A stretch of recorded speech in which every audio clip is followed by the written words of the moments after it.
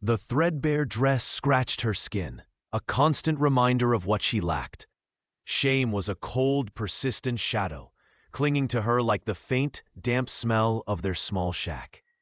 Every polished shoe, every easy laugh from the children around her, felt like a deliberate jab, highlighting the gnawing emptiness in her stomach, the perpetual dust under her fingernails.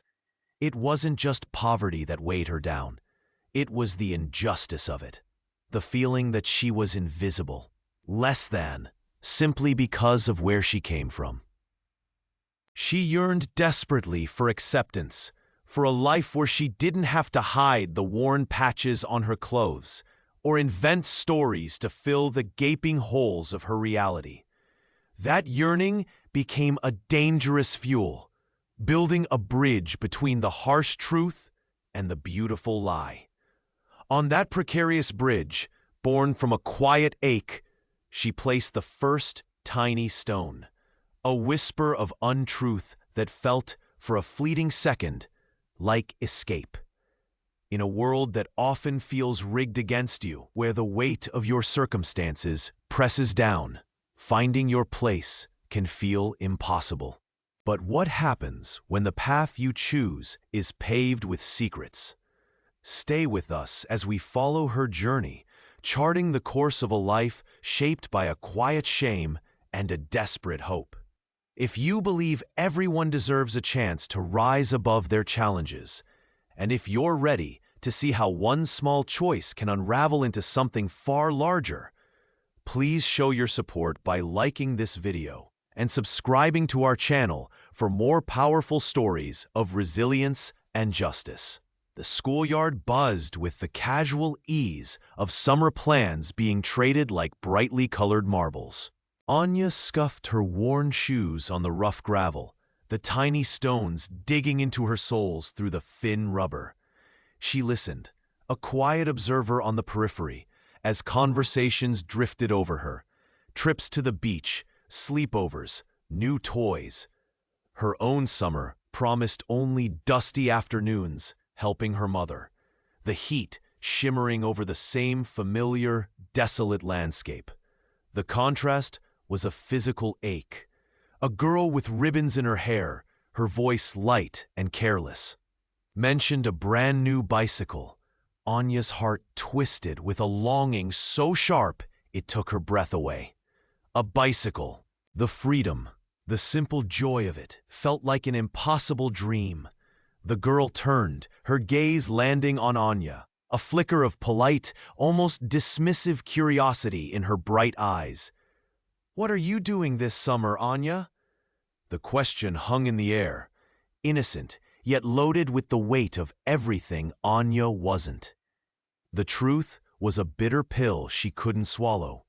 Her heart hammered against her ribs, a frantic, desperate rhythm. Her throat felt tight, dry. But the yearning, the fierce, burning need to belong, to have something, anything to share, surged forward. Unbidden, the words spilled out, a fragile lifeline cast into the void of her want. "Oh, I think we might be getting a new bicycle. A red one. For me." The moment stretched, thin and taut. A tremor ran through her hand, hidden by her side. The girl's eyebrows lifted, just slightly, a subtle shift that Anya felt down to her bones. A wave of dizzying relief washed over her, warm and sweet. For a fraction of a second, she was no longer the girl from the shack. She was a girl getting a beautiful new red bicycle. But as quickly as it came, the warmth curdled. A sharp, piercing guilt, cold and heavy, struck her with the force of a physical blow. Her stomach clenched, a sickening lurch. The lie hung in the air, invisible to everyone else. But to Anya, it felt like a brand, marking her, setting her apart in a way her poverty never fully had. She had built her bridge, but its foundation was already crumbling, built on the sinking sand of deceit. A wave washed over her, not of shame, but of exhilarating relief. The lie, clumsy and desperate as it was, had worked. It felt like a heavy cloak of invisibility had fallen away, replaced by a flimsy, shimmering gown that for this intoxicating moment felt like genuine silk. People who had once looked past her now offered nods, tentative smiles. The air in the new, brightly lit office space seemed to hum with a different energy, a subtle shift in the social current that pulled her into its flow instead of pushing her aside. The aroma of freshly brewed coffee and the quiet murmur of productive work filled the space, a stark contrast to the sterile silence of her former existence. Among the faces, two stood out. There was Mark, whose genuine, open expression seemed almost too good to be true. He listened with an easy curiosity as she recounted tales spun from thin air, his eyes crinkling at the corners with what looked like sincere interest. And then there was Sarah, sharp-eyed and confident, the kind of woman who commanded respect effortlessly. She approached her desk one afternoon, a stack of files in her hand, a faint scent of expensive perfume trailing behind her. Heard you worked on the Viridian project? That's impressive for someone just starting here. A tremor ran through her, a cold knot tightening in her stomach. The lie felt thin, stretched taut. She had to add substance, layer upon layer, like building a fragile shell. She smiled, forcing the trembling from her voice. Oh, yes. A fascinating challenge, especially navigating the environmental regulations in Sector 7. Required a lot of late nights. It was a tiny embellishment, a specific detail plucked from a technical report she'd once accidentally glimpsed. Sarah's expression didn't change, but a flicker of something, recognition, approval, crossed her face. She nodded slowly. Sector 7 regulations. Nasty business. You must have been resourceful. Good to have you on board. Sarah walked away, leaving behind the lingering scent of perfume and the heavy weight of a lie that had just grown heavier. The conflict was a constant dull ache behind her eyes, a frantic mental checklist of fabricated experiences. Every interaction felt like walking a tightrope over an abyss of exposure. The escalation continued, subtle at first. A casual mention of a fictional mentor, a throwaway comment about a prestigious and imaginary conference attended. Each lie felt like a small, necessary evil, a brick laid to support the crumbling structure of her fabricated identity. The tension tightened with every passing hour. Then came the moment. A high-stakes project was announced, one requiring specific, specialized knowledge, the exact knowledge she had lied about possessing from the Viridian project. Sarah was leading the team. She looked across the room, her gaze sweeping over the candidates. It landed on her. We need someone who understands complex compliance issues. Someone who isn't afraid of getting their hands dirty with data. Based on your background, I want you on my team. A gasp caught in her throat. The lie had opened the door, not just to acceptance, but to a significant opportunity. A chance to prove herself on a level she'd only dreamed of. A wave of triumph surged through her veins, hot and powerful. She had done it. But beneath the elation, a chilling tendril of fear began to coil. The door was open, but stepping through meant the lie was no longer a shield. It was a cage. She had achieved acceptance, yes, and gained a chance she desperately wanted. But the cost felt heavier now, a growing dread that whispered of inevitable discovery and the crushing fall that would follow. The validation was false, the fear achingly real. The small white lie, like a noxious weed, had found fertile ground and was now unfurling tendrils in every direction. To maintain the facade, she found herself needing to embellish, to invent entire histories. An offhand comment about a modest achievement morphed into tales of significant influence and success. She spoke of investments she hadn't made, connections she didn't have, and experiences plucked purely from imagination. Each new layer demanded further lies to support it, creating a delicate, sprawling architecture of deceit that threatened to collapse under its own weight. The pressure was a constant physical ache. Her heart hammered a frantic rhythm against her ribs whenever a casual question touched too close to a fabricated detail. Sleep offered little respite, haunted by fragmented anxieties and the chilling fear of exposure. Every conversation became a minefield, requiring razor-sharp focus to remember which version of reality she had presented to whom. The air itself seemed thick with potential accusation, every glance a silent interrogation. But the lies were working. Opportunities that had once seemed out of reach were suddenly presenting themselves.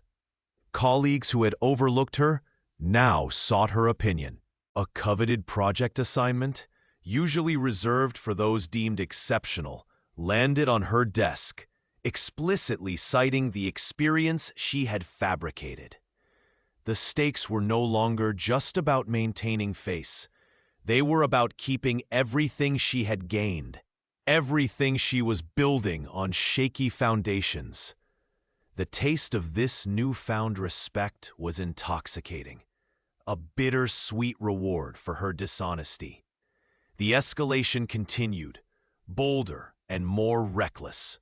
She described lavish vacations she had never taken, detailing fictional encounters in exotic locales, with precise yet entirely invented sensory details. The imagined scent of salt spray on a phantom beach, the description of a restaurant with a view she had only seen in pictures. She spoke of owning luxury items, like a specific expensive watch, describing its weight on her wrist, the feel of the cool metal against her skin, hoping the conviction in her voice would sell the illusion. Then came the close call. Standing by the water cooler, discussing recent travels, a colleague casually mentioned he had just returned from the very place she had vividly described visiting the previous month. His eyes, sharp and knowing, met hers. Funny, I don't recall seeing you there. You mentioned the little cafe by the harbour, right? The one with the blue awnings? It was closed for renovations while I was there. A cold dread seized her, tighter than any physical restraint. The ice in her glass seemed to melt instantly, the condensation slick and cold against her trembling fingers. Her mind raced, a frantic scramble for an explanation, a new lie to plug the gap in the old one. Oh, yes, the blue awnings. I must have meant the other one. Further down, near the old fountain? Yes, that's it.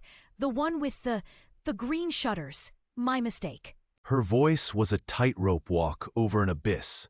He squinted slightly, a flicker of suspicion in his gaze, but ultimately nodded, letting the moment pass. The threat receded, the immediate danger averted by a threadbare lie and a desperate redirection. She had escaped, for now. But the close call left her raw and exposed. The air felt thin, suffocating. Every shadow seemed to hide a watchful eye, every whispered conversation a potential threat. The world, once full of possibility, had shrunk to the suffocating confines of her own making, and the paranoia settled in, cold and heavy, a constant companion in her tangled web. A knot tightened in her stomach as his hand gently brushed hers across the polished mahogany table. Laughter filled the expensive restaurant air around them, a cheerful, oblivious sound that only amplified the silent scream inside her head. His eyes, warm and open, held a depth of genuine affection that felt both like a lifeline and an impending storm. This connection, this blossoming ease between them, was everything she craved, built painstakingly on a scaffold of borrowed finery and invented history. The rich aroma of truffle oil hung heavy, a luxurious scent she could barely appreciate over the metallic tang of fear on her tongue.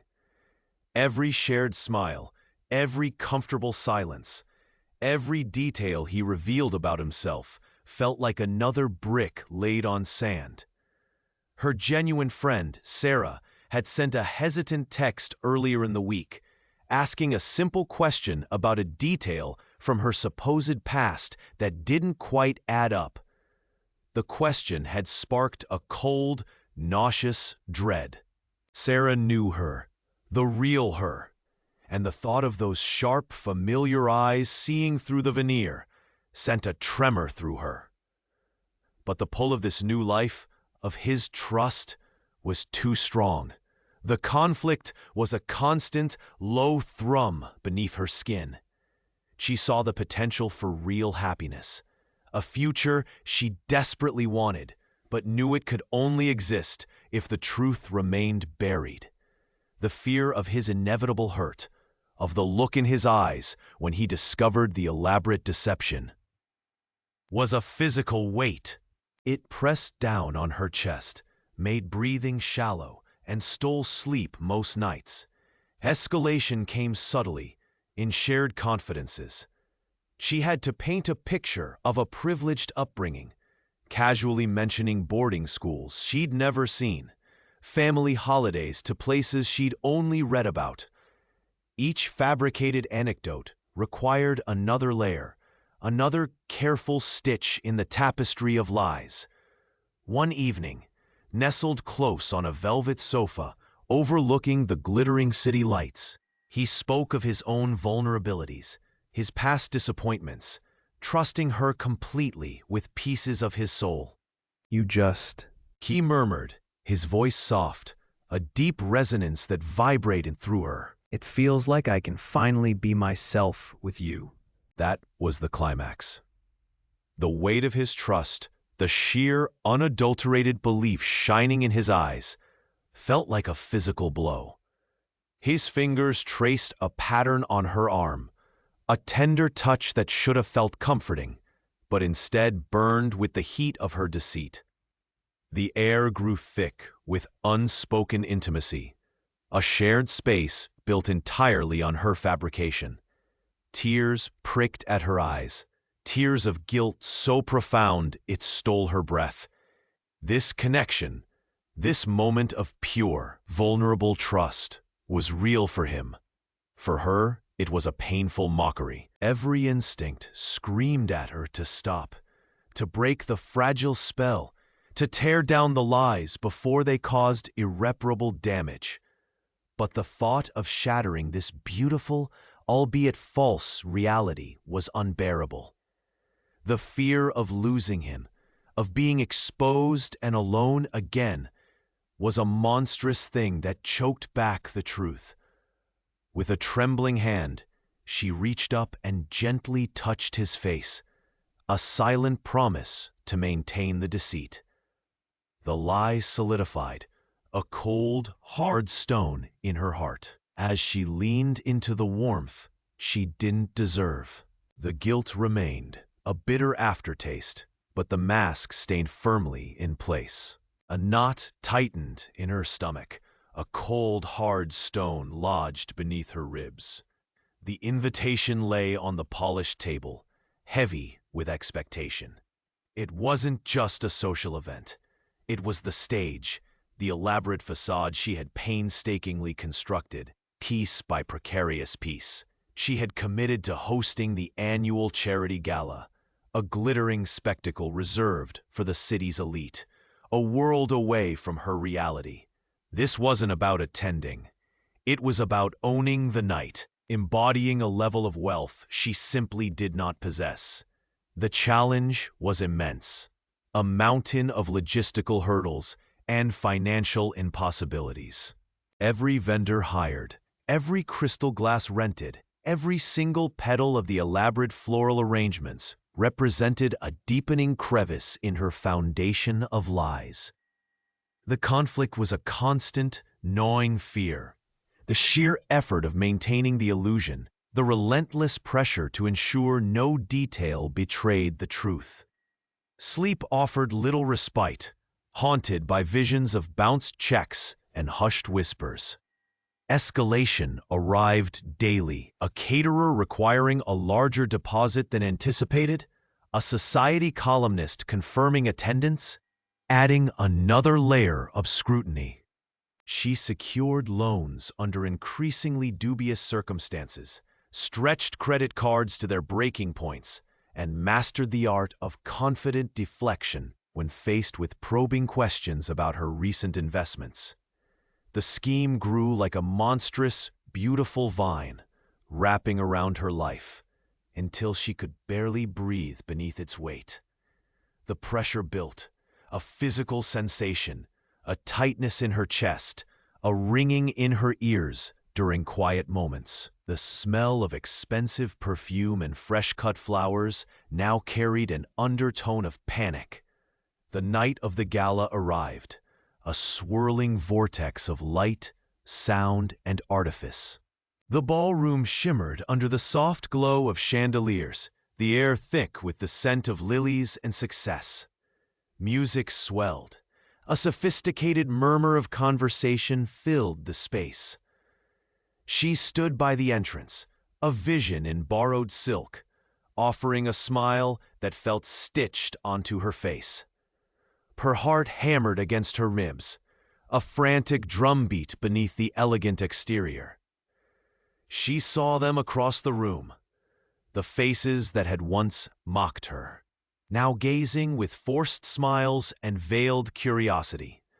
A particular sting came from Sarah, her voice dripping with feigned warmth. Darling, this is simply divine. I never would have guessed you had it in you. Such a dramatic change. The words were a subtle jab, a reminder of the before, but she held her ground, offering a cool reply, a carefully crafted performance. The auction began, the final act of her performance. With practiced nonchalance, she bid on the night's most coveted item, a rare piece of art, driving the price higher and higher. Each paddle raise was an internal scream, a leap further into the financial abyss. But externally, she projected confidence, power, and then the hammer fell. Sold. To her, a wave of applause swept through the room. A genuine cheer erupted from her guests. She had done it. She had successfully executed the major deception, fooling everyone, including those who had doubted her most. External praise washed over her, a tsunami of compliments and admiration. Thank you so much for coming. She murmured, her voice steady despite the tremor in her hands. They spoke of her remarkable comeback, her newfound Midas touch, but beneath the veneer of triumph, a chilling dread settled deep within her soul. The validation felt hollow, tainted by the colossal lie. She had proven them wrong. Yes, achieved her revenge, but at what cost? The glittering ballroom now felt like a prison of her own making. The moral of the night wasn't about success or revenge. It was about the suffocating burden of deceit. The crystal chandelier shimmered above, casting a warm golden light on the polished mahogany table, laden with impossibly delicate canapes and glasses of sparkling wine. Ilara felt a thrilling sense of belonging, a warmth spreading through her veins, as the easy laughter and sophisticated chatter flowed around her. She was here, inside the gilded cage, accepted, admired. Her carefully curated stories had opened doors previously bolted shut, granting her access to private clubs, nestled amongst towering cityscapes and exclusive dinner parties where the air itself seemed to hum with privilege. Her touch brushed against the silk of her borrowed gown, her ears filled with the hushed murmurs of approval she garnered. This fabricated life, woven from threads of invention and aspiration, had wrapped around her, becoming a second skin. Yet beneath the polished veneer, a frantic pulse beat. Every casual question felt like a potential minefield. Did the way she held her champagne flute reveal her true origins? Did the slight hesitation before answering a question about a family estate she didn't possess give her away? The constant vigilance was exhausting, a low hum of anxiety that never truly faded. Simple, everyday interactions became performances demanding unwavering concentration. A careless word, a forgotten detail, could shatter the beautiful illusion she had built. The tension coiled tighter when she found herself seated next to Mr. Abernathy, a man whose family name was synonymous with the city's oldest money. His eyes, though kind, held an unnerving depth of knowledge about the world she merely imitated. He spoke of generations, of traditions, of subtle nuances only inherited wealth could truly understand. He leaned closer, a smile playing on his lips. Did you attend the annual Oakhaven fox hunt this year, Ilara? The grounds were simply breathtaking after the spring rains. A cold dread seized her. The Oakhaven hunt, a prestigious, exclusive event. She had mentioned attending it in a casual conversation months ago, a throwaway line to cement her fabricated past. Now, faced with someone who had likely been riding its grounds since childhood, her mind raced. She hadn't anticipated such a specific question, such an intimate detail of a world she only knew through glossy magazines. Her palms grew slick, her breath caught in her throat.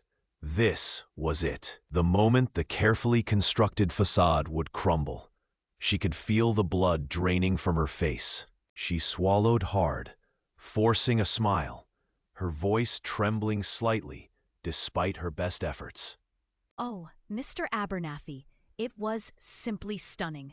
I was there briefly, but had to leave early due to a rather unexpected family matter involving my aunt's health. You know how those things can suddenly demand your attention. The lie tumbled out, a desperate improvisation. She steered the conversation away, asking him about his favorite part, shifting the focus, painting a picture of her own feigned disappointment at having missed the full experience. Abernathy paused for a fraction of a second, his gaze steady, then his smile broadened. Ah, yes, family always comes first. I do hope your aunt is doing better. Perhaps you'll join us for the autumn charity polo match. Much less strenuous, I assure you. Relief, sharp and sudden, flooded her. She had done it. She had bluffed her way through. But as the conversation moved on, a new, heavier feeling settled in her gut. It wasn't just the fear of exposure that haunted her now. It was the crushing weight of how much more she had gained, how much she had come to crave this life, how much more she now stood to lose should the truth ever surface. The sparkling wine suddenly tasted flat.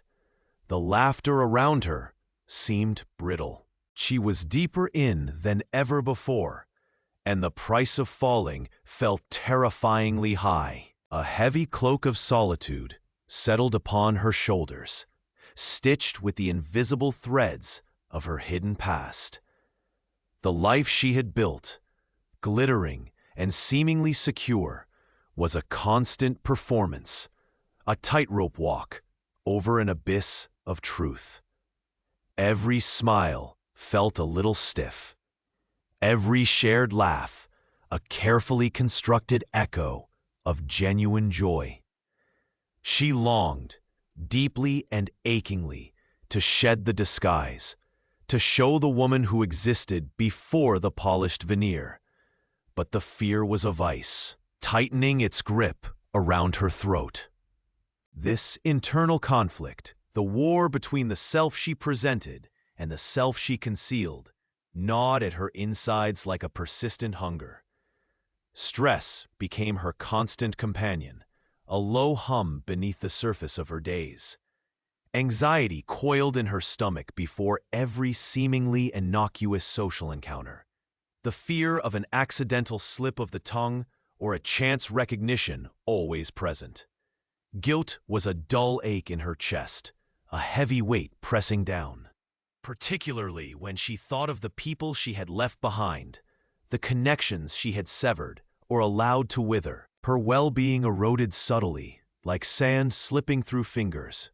Sleep offered little respite, haunted by fragmented memories and anxieties about the future. The vibrant colors of her new world seemed muted, the rich flavors less potent, dulled by the constant vigilance required to maintain the facade. The pressure escalated, forcing difficult choices. An old friend, someone who knew the core of her, reached out online. Her finger hovered over the reply button. A wave of warmth, mixed with sharp panic, washing over her. The potential for connection clashed violently with the risk of exposure. With a tremor in her hand, she clicked away, blocking the profile, severing another tie to the life she had buried. The cold finality of the action sent a shiver down her spine, a tangible sense of loss adding to the invisible burden she carried. Lying to her own family felt worse. Small omissions and carefully worded half-truths, accumulating like stones in her gut, creating a wall between her and the people who loved her unconditionally, unaware of the elaborate deception. The climax arrived unexpectedly, a cruel twist of fate on a night meant for celebration. She stood in a room filled with music and laughter, surrounded by the faces of her new life, colleagues, acquaintances, people who knew her only by the name she now used and the story she had fabricated. A wave of profound, suffocating loneliness washed over her. She could hear snippets of conversation, feel the warmth of bodies close by, see the vibrant colors of the decorations. Yet she felt utterly disconnected, adrift in a sea of strangers. The noise faded, the faces blurred. She was an island, isolated by her own making, the secret a barrier thicker than any wall. The weight of the lie felt crushing, the air thin and hard to breathe despite the spacious room. In the quiet aftermath of that suffocating moment, a cold clarity settled. The emotional toll was immense, the isolation a constant ache, the guilt a persistent shadow. But the thought of losing everything she had built, the stability she craved, the perceived safety of her new identity, was even more terrifying. A hardening took place deep within her soul. The pain of belonging nowhere, of being a phantom in both worlds, was the price. It was a devastating cost, but she resolved then, with a quiet, steely determination, that she would pay it. The lie would be maintained, at any cost. The secret was her prison, but also, she told herself, her shield. The weight of the lie pressed down, no longer just a burden on her conscience, but a physical threat. The demands mounted, each day requiring more funds, more effort to plaster over the cracks appearing in her fabricated life. The comfortable facade was crumbling, revealing a terrifying chasm beneath. It wasn't enough to scramble for everyday expenses. She needed a significant sum, quickly, silently, a sum no bank would lend and no friend could provide. The air in her small apartment felt suffocating, thick with the smell of her desperation. The polite world she had carefully constructed offered no solutions, only judgment if the truth emerged. Sleep offered no escape, only vivid nightmares of discovery, of whispers turning into shouts, of everything dissolving like smoke. Her options had dwindled to one, a path she had always recoiled from, paved with shadowed figures and whispered warnings. She had to borrow, not from a legitimate lender, but from the underbelly, where favors were repaid, not with interest, but with implicit danger. The very thought sent a tremor through her, a cold dread settling deep in her gut. It was a descent, she knew, into a world far more brutal than the one she inhabited. The appointment was set for a place that reeked of stale beer and forgotten hope, a back room hidden behind a noisy, grimy bar. The air was heavy with cigarette smoke and the low hum of suspicious conversations.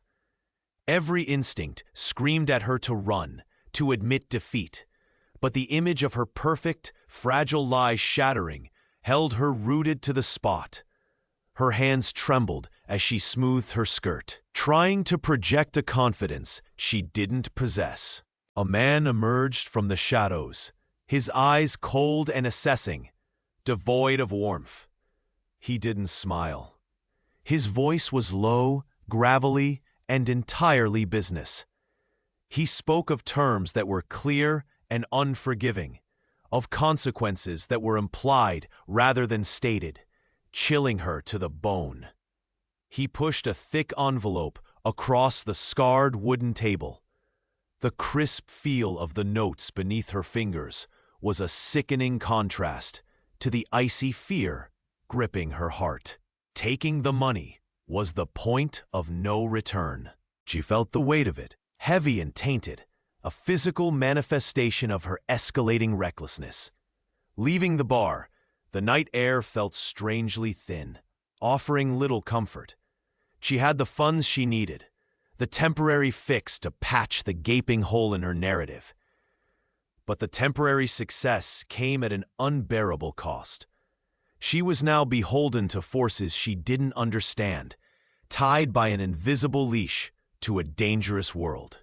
The ground beneath her feet felt less stable than ever before, each step forward merely leading her further out onto thin ice, the cracking sounds growing louder in the terrifying silence. The precariousness was no longer a possibility. It was her new reality. A cold unease settled deep within her stomach. For weeks now, she had navigated the polished corridors of her new life with practiced ease, each step carefully placed, each word measured.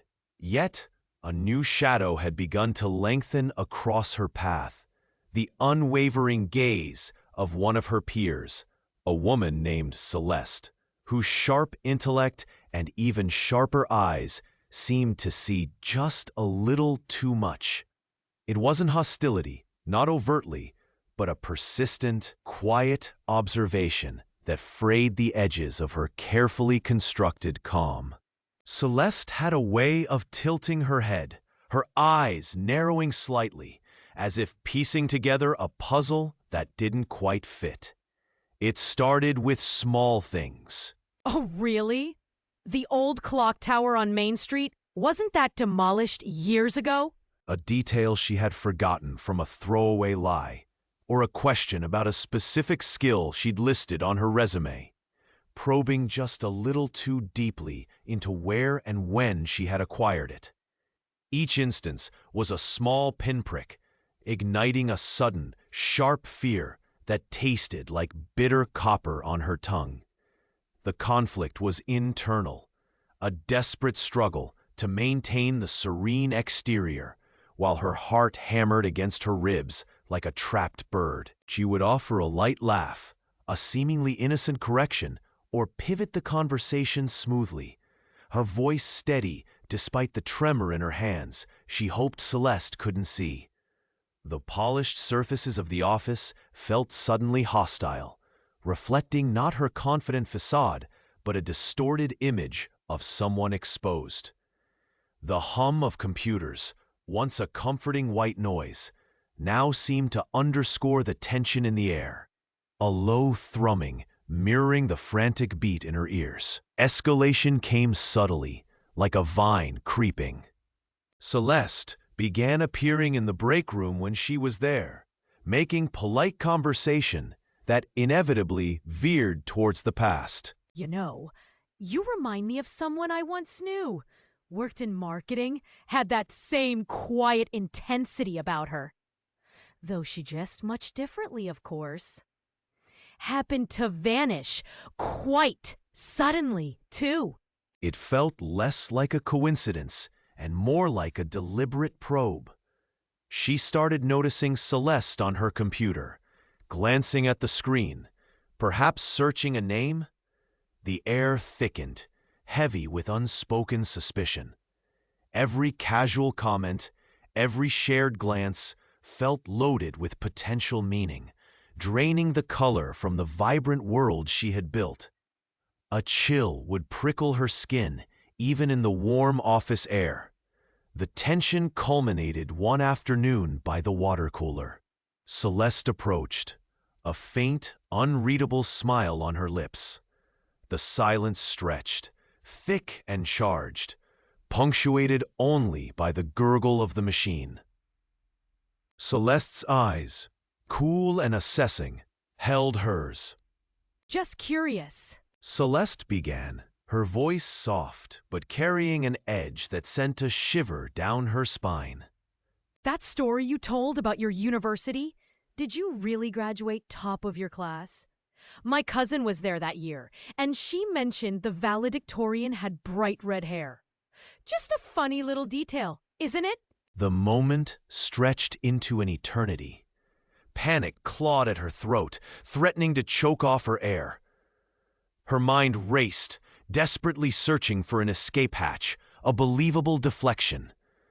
A droplet of cold condensation trickled down her glass, mimicking the sweat beading on her forehead. She managed a small, confident smile, the kind she had perfected in front of mirrors. Oh, goodness, no, not me. I wish I was top of my department, which was much smaller.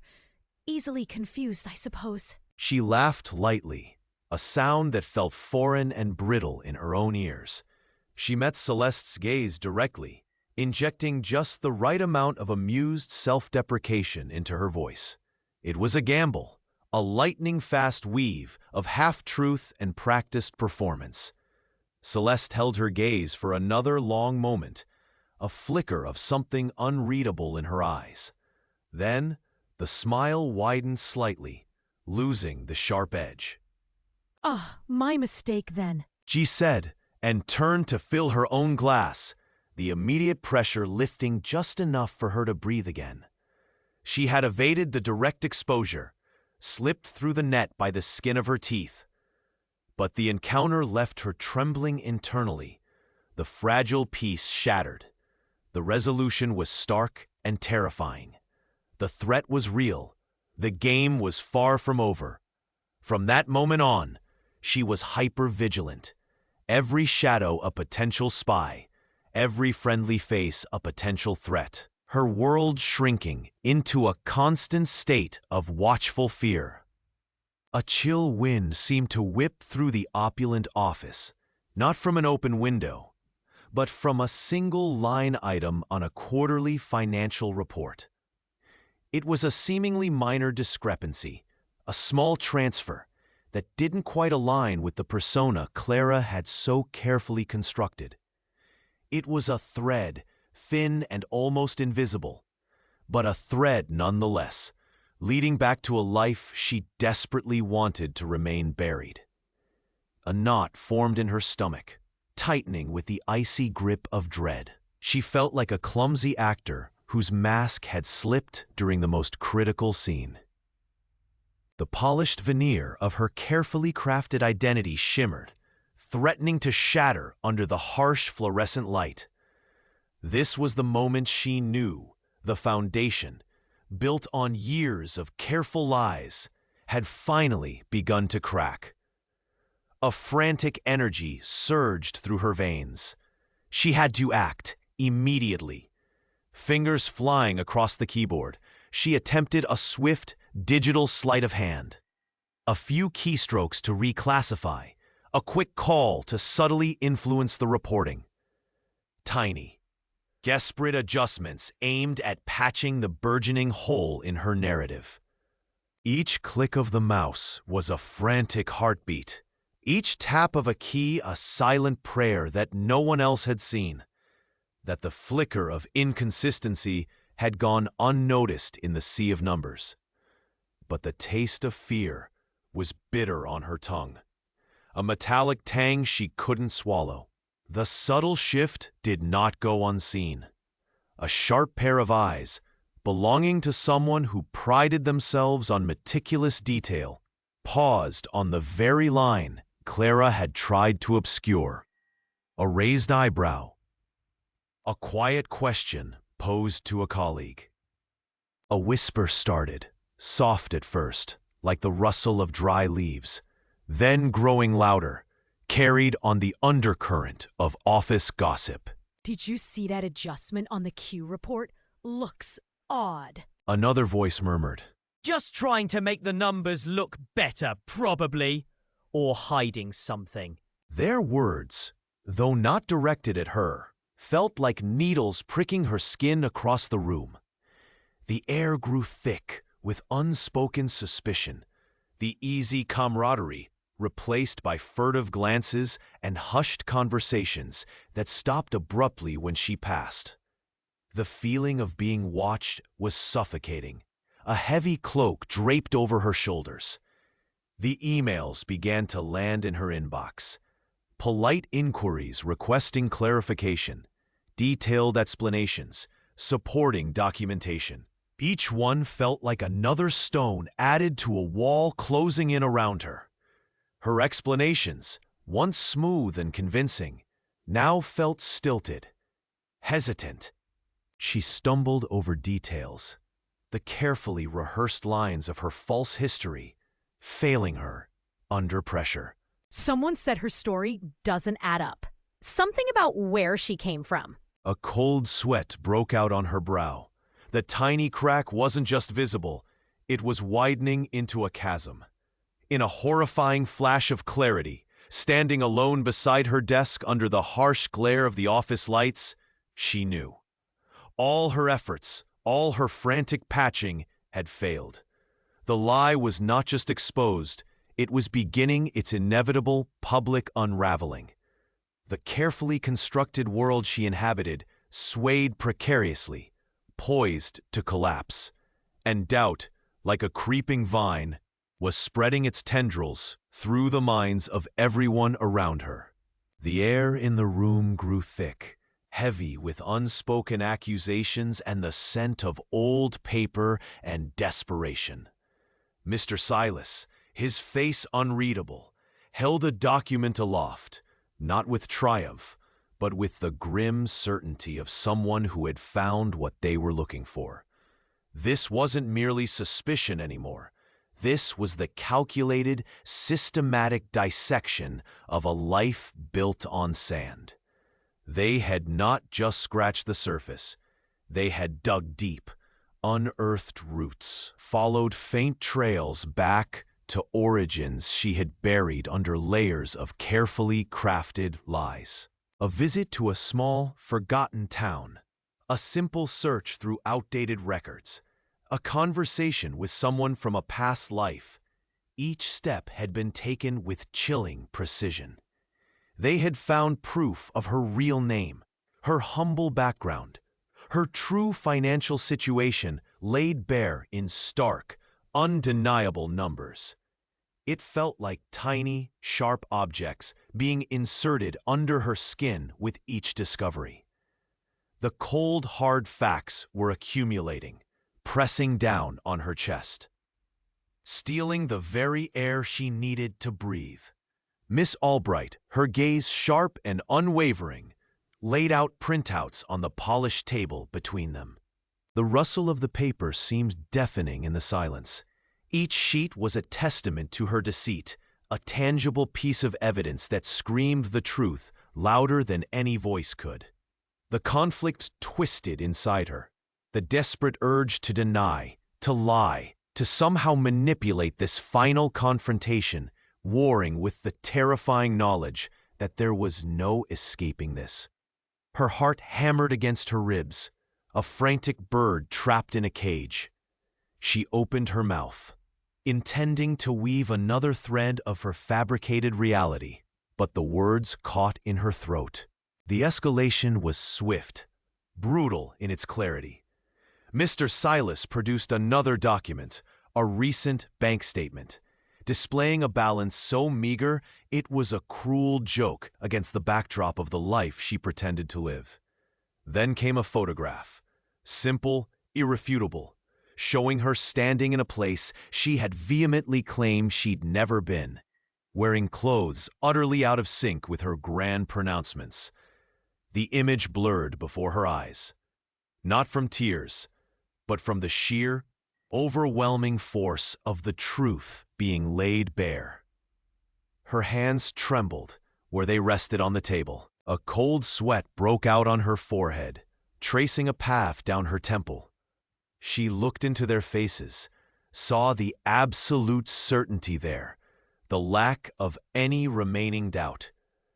There were no more lies to tell, no more avenues for manipulation. We know. Mr. Silas's voice was quiet, final. The world seemed to tilt. The carefully constructed fortress of her deception collapsed in an instant. The realization hit her with the force of a collapsing building. She was caught, utterly and completely exposed. The charade, the performance of a lifetime, was over. A heavy silence descended, broken only by the sound of her own ragged breathing. There was nothing left but the chilling certainty of what was to come. The sense of impending doom was a physical weight, crushing her spirit, leaving her breathless and terrified. The net had tightened, drawn irrevocably shut, and she was trapped within its confines. The crisp autumn air carried the scent of damp leaves and distant wood smoke, a stark contrast to the suffocating tension that coiled tighter with every passing second. They stood on the village green, where laughter and fellowship had once felt as abundant as the falling leaves. Now a hush had fallen, thick with unspoken questions and gathering suspicion. Accusations hung in the air like frost, visible in the wary eyes turned toward her. The carefully constructed facade, built over months of subtle lies and calculated omissions, began to buckle. A single voice, trembling at first, then strengthening with righteous indignation, sliced through the silence. It was her friend, the one whose unwavering trust had been the cornerstone of her deception. The truth, raw and ugly, spilled out. Not just one lie, but the intricate web connecting them. The manipulation of their shared history, the calculated betrayal of their bond. A collective gasp rippled through the small crowd gathered there. Faces, once warm and familiar, twisted into masks of shock and hurt. She tasted ash on her tongue, the bitter residue of her undoing. Her heart hammered against her ribs, a frantic drumbeat of pure fear. Shame washed over her, a hot, stinging tide, quickly followed by a cold dread as the weight of her actions bore down. Eyes that had looked at her with affection, like those of the kind man who had captured her heart, now held a chilling emptiness, a profound sense of violation. His voice, usually gentle, was sharp with disbelief and pain. Victim male, every word, was any of it real? Us, everything? The question was a hammer blow, shattering the fragile hope she hadn't realized she still held. Then came the torrent. Whispers grew into angry murmurs, faces turning away, hands pulling back as if from contagion. The opportunities that had seemed so close, the respect she thought she had earned, the place she believed she had found, They dissolved before her eyes like mist in the harsh morning sun. The community she had sought so desperately to belong to now recoiled from her. The warmth of the sun felt like mockery. The cool breeze, a judgment. She stood alone on the green, the vibrant colors of autumn blurring as tears welled in her eyes. The sound of retreating footsteps echoed the breaking apart of her world. The friend, the love interest, the familiar faces of the community. All gone, leaving an echoing silence that was more deafening than any shout. In that moment, she lost it all. The consequence of her deceit laid bare in the devastating emptiness that surrounded her. The ground felt unstable beneath her feet, as if the very earth rejected her presence. She was adrift, a pariah in the place she had fought so hard to claim as home. The price of her lies was paid in full, leaving her utterly bereft.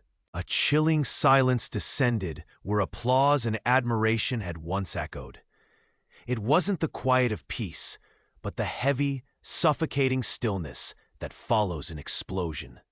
The air, moments ago thick with the scent of expensive perfume and manufactured success, now carried only the faint, stale odor of fear and decay.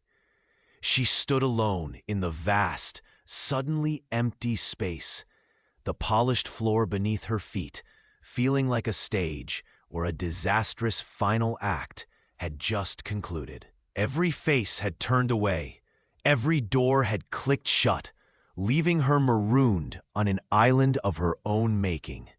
Ostracism was a physical force, a palpable wall erected between her and the world she had so carefully constructed.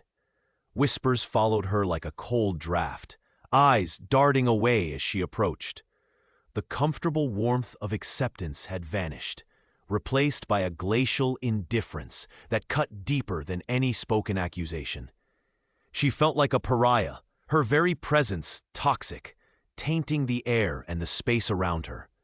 The weight of this sudden, absolute isolation pressed down, heavy and suffocating.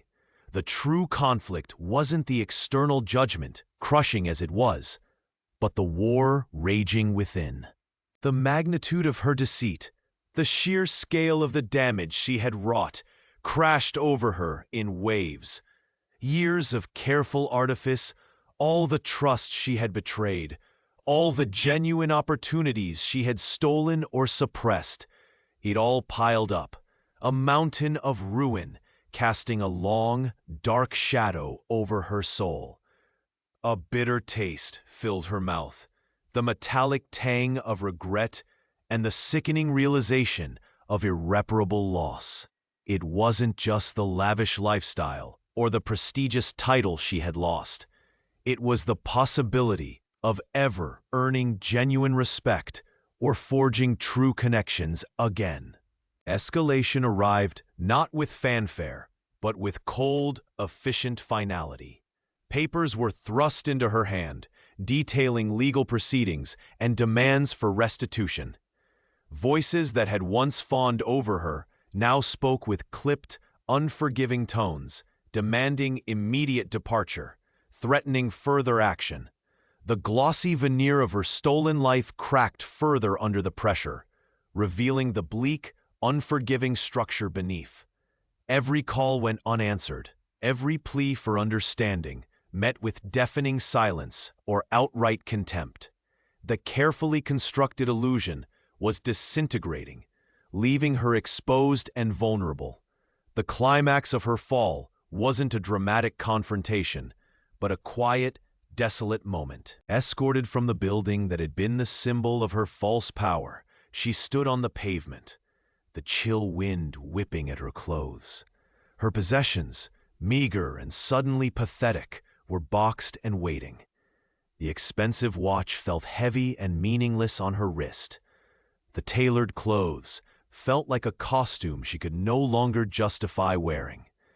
Stripped of the title, the access, the network, she was left with nothing but her bare, tarnished self. This was rock bottom, not a theoretical concept, but a cold, hard patch of concrete beneath her feet. The resolution was the stark, unyielding reality that settled over her like a shroud. There was no soft landing, no safety net. The comfort and luxury were gone, replaced by an emptiness that echoed both externally and internally. She was alone, utterly and completely, facing a future devoid of the glitter and pretense that had defined her for so long.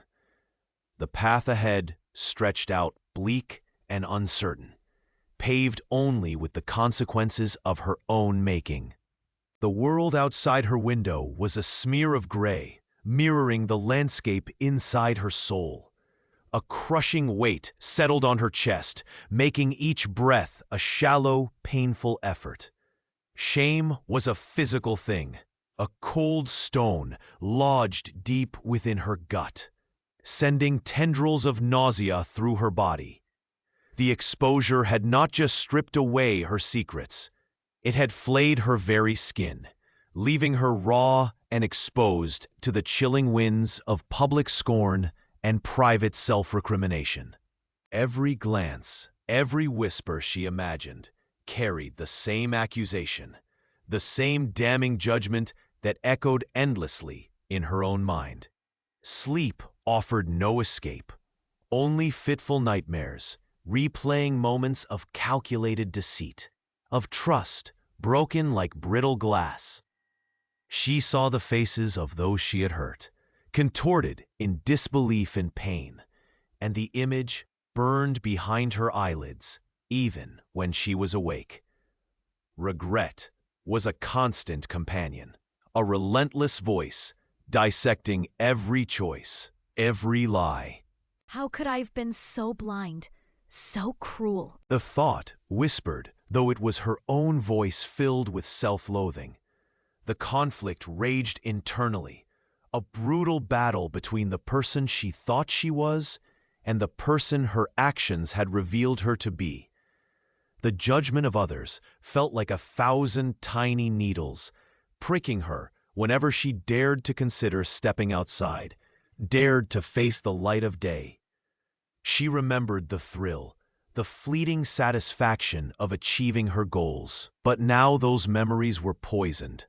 They were not triumphs, but monuments to her own duplicity. Each memory was an escalation of the pain, adding another layer to the crushing weight she carried. The way she had looked someone in the eye and offered false reassurances, the careful construction of her facade. It all came rushing back, a tidal wave of guilt threatening to drown her. The air felt thick, suffocating her with the smell of her own failure, the scent like stale regret and decay. Her fingers traced the condensation on the window pane, cold and clammy, much like the despair that permeated her existence. It felt as though the world had ended, not with a bang, but with the hollow echo of her own undoing. The lowest point arrived in a silent scream that never left her throat. Curled on the floor, the cold seeping into her bones, she felt utterly annihilated. There was no part of her that felt worthy of existence, no corner of her mind untouched by the bitter taste of self-contempt. The shame was a physical agony, a pressure so immense it threatened to crush her into dust. This was the climax of her despair, a profound moment of self-annihilation where the only escape seemed to be disappearing entirely. But even in the deepest pit of self-loathing, a flicker, infinitesimally small, ignited. The dawning was not sudden or redemptive. It was slow, excruciatingly painful. It was the dawning that staying here, buried under the weight of shame, was no longer an option. She didn't know how or what came next, but the sheer, agonizing pain of being here, in this state of absolute despair, was a brutal, undeniable truth. She had to find a way to move, even if it was just a single, trembling step forward. The air hung thick with the damp smell of poverty she knew so well, a smell she had desperately tried to forget. Returning to these familiar, worn streets felt like shedding a skin, leaving her raw and exposed. Every cracked pavement stone, every peeling paint facade screamed the reality she had run from. She had nothing. Her pockets were empty. Her few possessions could fit in a worn bag, and the comfortable illusion she had briefly inhabited was shattered. Her reputation, once merely tarnished, was now utterly ruined, a stain that seemed to precede her like a shadow. The weight of it pressed down, a crushing burden that stole the very breath from her lungs. She was an outcast, returned to the place she started, but with a heavy history now clinging to her name. The first attempts were the hardest. Tiny, hopeful sparks immediately extinguished. She walked into businesses, the smell of disinfectant or stale coffee thick in the air, forcing a smile, offering her few skills. But the answers were always the same. Polite at best, cutting at worst. Doors closed before she could even state her purpose. Eyes held a cold, knowing gaze that saw not a person needing a chance, but a story they had already judged. The conflict was immediate, a constant grinding battle against a world determined to keep her down. Finding work seemed impossible, finding acceptance even harder. Hope felt like a distant, cruel joke the world played on her. The escalation was subtle at first, then sharper, like a cold wind cutting through thin clothes. Whispers followed her down the street. People she had known averted their eyes or crossed the road. A former acquaintance, someone whose child she had once helped care for, stopped her on the corner. The woman's face, usually warm, was set in a hard mask of disapproval. I heard about everything. Don't think you can just show your face back here like nothing happened. People know. We don't forget. The words, sharp and public, felt like stones thrown at her already bruised spirit. She felt the heat rise in her face, the shame a bitter taste in her mouth. The rejection wasn't just professional, it was deeply personal, a societal excommunication.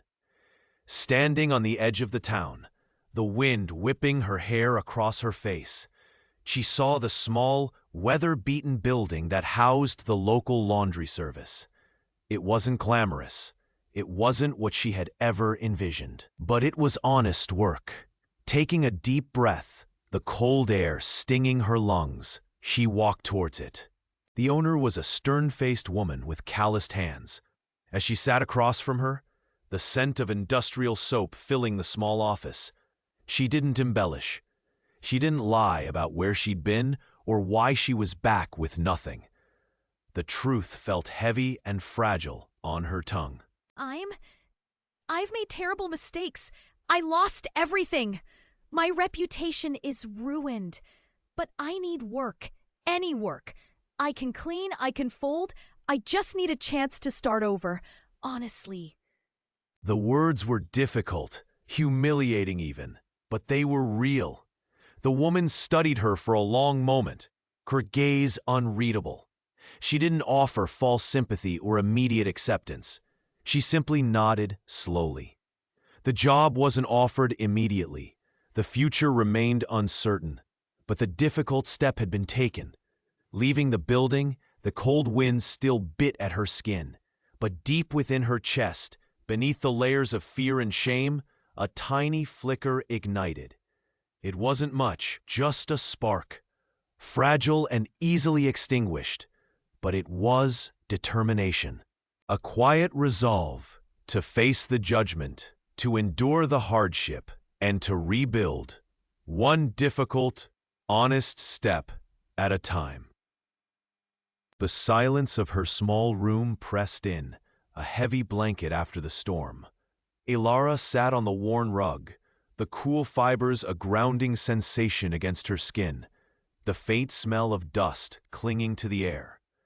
The harsh light of dawn, filtering through the thin curtains, felt merciless, illuminating not just the room's modest contents, but the stark, ugly truth laid bare within her. She had lied, not just once, but weaving a tangled web over weeks, months, maybe even years in subtle ways she hadn't fully admitted until now. A wave of self-loathing washed over her, a physical ache in her chest. This was the brutal confrontation with herself she had avoided for so long. The painful process of stripping away the defenses, the excuses. Why? The question echoed in the quiet space, a constant, sharp sound in her mind's ear. It wasn't simple vanity. It burrowed much deeper. It was the gnawing insecurity that had been a constant companion since childhood. The awkward glances, the whispered jokes, the feeling of always being on the outside looking in. She remembered the sting of feeling less than, the desperate hunger for acceptance that had driven her. It manifested as a fear, a paralyzing fear of judgment, of being found wanting, of the world seeing her as she saw herself in her worst moments, inadequate.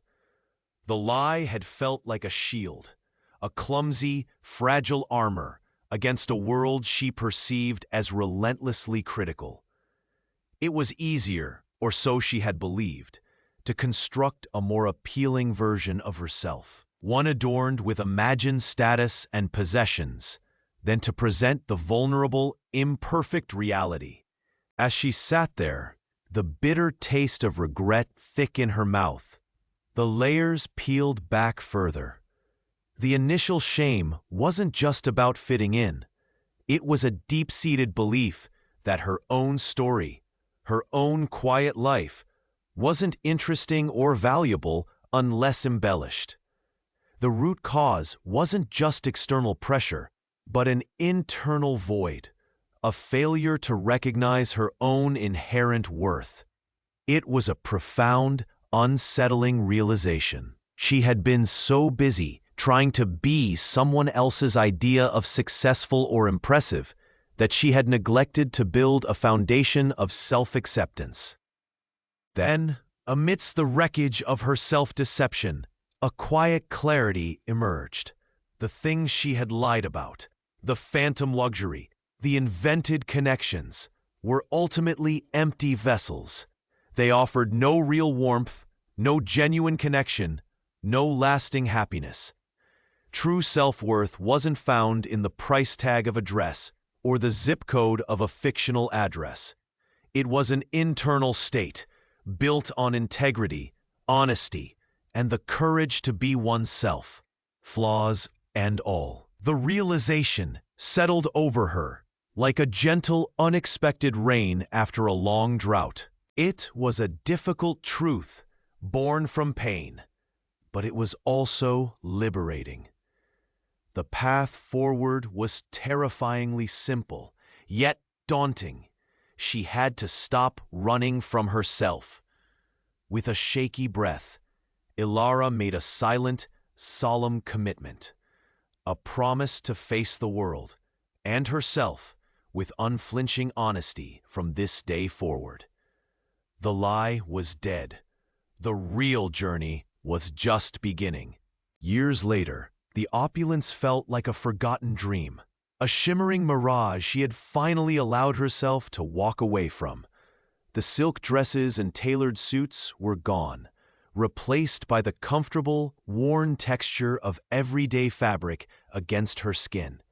The clamor of lavish parties and whispered deceits had faded, superseded by the simple, quiet sound of her own footsteps on a worn rug or the gentle rustle of leaves outside her window. Peace wasn't a destination. It was a conscious, often challenging, choice made anew each morning. The scars remained, faint lines etched by past betrayals and her own complicity. Sometimes, a sudden memory, sharp as broken glass, would surface, the cold glint in someone's eyes, the hollow ring of a fabricated truth, the sickening lurch of fear when her carefully constructed world threatened to crumble. Living authentically wasn't effortless. It demanded constant vigilance against the old habits of self-deception and the lingering shame that tried to pull her back into the shadows. It was an ongoing effort, a quiet battle fought within the confines of her own heart and mind. Yet, from this ongoing effort, a quiet strength began to bloom. Each moment of genuine connection, each small act of honesty added another layer of resilience. She had reconnected with a few individuals from her past, not seeking forgiveness, but simply offering a sincere acknowledgement of the hurt caused and the lessons learned. Some doors remained closed, and she accepted that with a quiet grace she never thought possible. The strength didn't come from external validation or accumulated wealth. It emerged from the bedrock of her own integrity, solid and unshakable beneath her feet. She sat by her window now, watching the simple beauty of the changing light. The question of true richness, of real success, felt so clear it was almost laughable in its simplicity. It wasn't the zeros in a bank account, the square footage of a mansion, or the envy in another's eyes. It was the warmth in her chest when she spoke her truth without flinching, the genuine smile shared with a friend, the quiet satisfaction of a day lived in alignment with her truest self. This was the climax of her journey, not a grand triumph, but a profound internal understanding. Real value she finally grasped came from within and from the genuine connections she cultivated, not the facades she built. It was the love freely given and received, the quiet comfort of belonging, the simple dignity of standing in her truth, flaws and all. This was the true measure of a life well lived. And so she lived, grounded in a reality built not on pretense and performance, but on the quiet strength found in vulnerability and truth. The grand stages were gone, the applause a distant echo. Her life was smaller now, quieter, filled with the subtle richness of simple joys. There was a poignant sweetness to this new foundation, built not with bricks and mortar, but with courage, humility, and the enduring belief that even after great falls, a life of profound value could be found, piece by painstaking piece, in the quiet corners of an honest heart. The journey had been long and arduous, marked by the wreckage of past choices, but standing here now, feeling the solid earth beneath her feet, she knew she had finally found her way home. The true wealth was the peace that settled deep within, a peace earned through embracing the quiet strength of being simply, truly herself.